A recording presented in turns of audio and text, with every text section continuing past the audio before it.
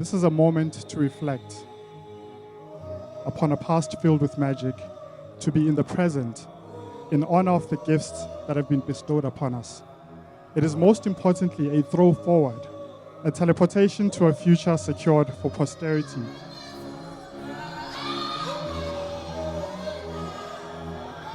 If you think about it, nostalgia, memory, traveling back in time, remembering, unlocking, art does that. Art is a time-traveling device. How would I explain NAF to a 6-year-old?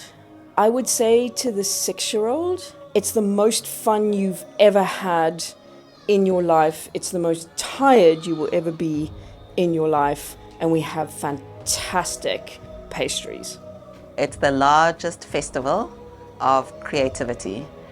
You've got so many options of things that you can go and watch and see, from arts to music to performing arts to comedy to spoken word. I'm actually I'm in the mood, my artsy is coming out, you know what I mean? The festival is such an exciting space. If you want to step into a bubble, into a place filled with creativity, filled with the wonder of excitement, filled with new opportunities, filled with an opportunity to educate yourself about things that you never thought would come through the art. NAF will change you because you get to be exposed to things that under normal circumstances you would not be exposed to, all at the same time. Art is presenting work that are social commentary, that makes you think differently about life and your approach to life.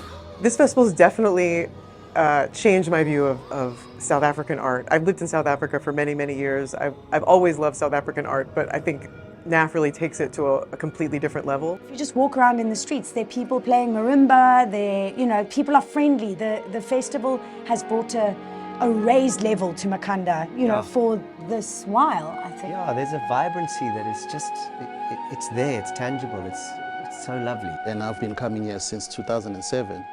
And what really keeps me going is just a vibration that I get in the festival, where there's a lot of young people trying to connect through art. And with that, there's just a big sense of collaboration, and it's very communal. This festival is like home to me. I grew up here. And every year was different. It was a different way of learning and understanding more about my own artistry.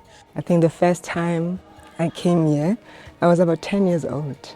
I was at prep, at St. Andrew's Prep, and they made these beautiful jumpers for us, navy jumpers with balloons that said National Arts Children's Festival. And it was my favorite thing to wear, after the experience of festival, because it took me back to those balloons and the candy floss and seeing the clown and going to Village Green and, essentially coming across theatre on that kind of scale for the first time. Theatre, music, production. This is my first time at the National Arts Festival. I'm quite excited as someone who attended the National School of the Arts to actually come in and experience the shows and see them in a very organic environment and actually experience the different platforms as well. As an art student, it's a must. At some point in your trajectory, you have to make the time to make it down to the festival. Simply because of, I think, the extent to which it covers a whole range of arts. It's a way of getting a sense of the pulse of what's happening artistically in the country. We used to come with our teacher and perform down there at the stage here, the Sundowner. That is why that space is very special to me, because that's when we first performed here. And knowing that I felt alive, that one experience hasn't left me. So right now, throughout the years, I became my own artist, and I came here staging my own works. And the festival has acknowledged me, It was forming what I now understand, as the reverence that I have for the festival and the artists that it has been honoring all these years. It's shaped my taste in terms of the kind of artist I've wanted to become. I've looked up to people that have been highlighted here, whether it's theatre, whether it's musicians, whether it's dance. The level of artistry I've always aspired to has been on display here for years, and each year I've seen a different corner of that. And for me, it has always been my wish to see the younger girls who are aspiring to be dancers can actually relate to this beautiful, beautiful women and men on stage. This is actually the beginning of our voices to be seen on stage as queer artists. So I feel that this production must be seen by the world. And also always check out the Standard Bank Young Artist Awards. So that's what I do all the time. You have just won the Standard Bank Foundation Award. You just won the award. Thank you so much. I've done some national arts festivals before where we've received some Ovation Awards for the productions, and what it's meant is that the integrity of the production is respected. You can put that thing on your poster and suddenly the phone starts ringing to go, oh, you have an award-winning show, how's about bringing it to our venue? So it definitely holds a lot of weight, and that's very encouraging. I was once the Standard Bank Young Artist in 2002. It's so grateful to be on this platform with another Standard Bank Young Artist and someone that I look at and saying this is the future.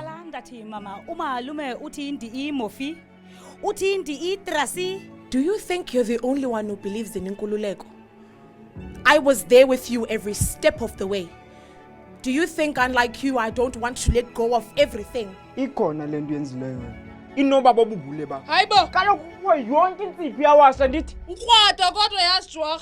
really nice to know that the exhaustion and the 15-hour car ride was, kind of worth something. And I am excited because this is my first win.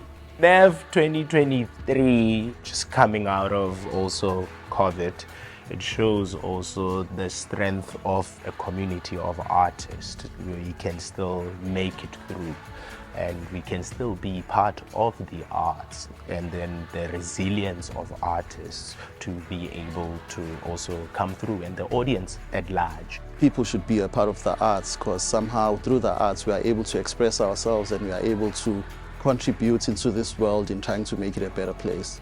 I really hope that people can take away, their own ability to heal themselves from this space, the spaces that we've tried to open, the spaces we've activated, and from the exhibition space as well. My words of encouragement would be get your business side right, get your plan in action, and keep to that plan. I also want to say that it's the era for independent artistry. Put the work in when you have the opportunity. Don't try and come here and not be fully prepared.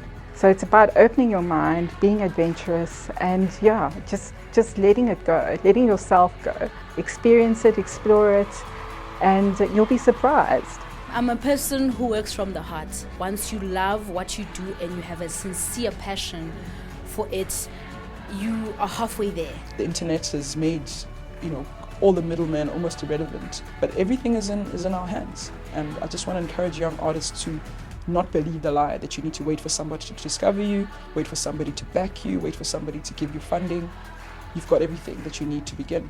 Technology has collapsed all of those barriers. It's just about kind of carrying on and believing in the work you're making, and trying to remind yourself why you're still doing what you're doing. It's certainly quite visionary, I think, for a bank to choose the arts as their choice of place to invest. They could have chosen vintage cars, they should have chosen wine, they chose art. And that for me, in my view, it's given them an upper hand, because once you are connected to the art, you are connected, as I said, to the pulse of the country. We express our deepest gratitude also to the National Arts Festival for making this conversation possible. It wouldn't be possible without them.